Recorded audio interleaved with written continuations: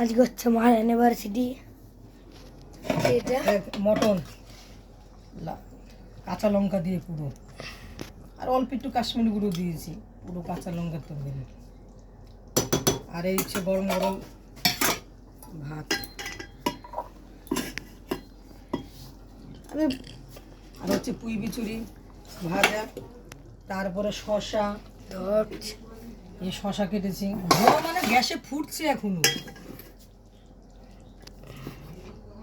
টকবক টকবক টকবক বক করে ফুটছে। আর এই যে ধোয়া ওঠা ভাত বন্ধুরা, ধোয়া ওঠা ভাত।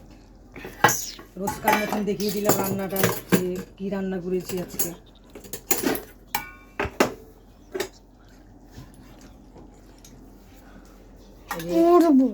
ছেলের বাপের খাবার যাবে, খাবারটা বাড়ছি।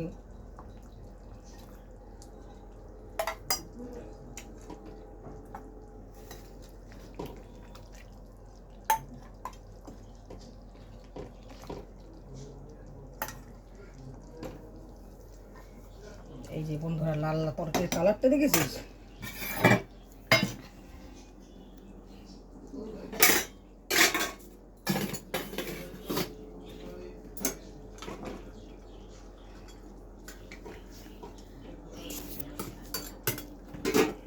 হয়েই তো গেছে ভাত ভরা।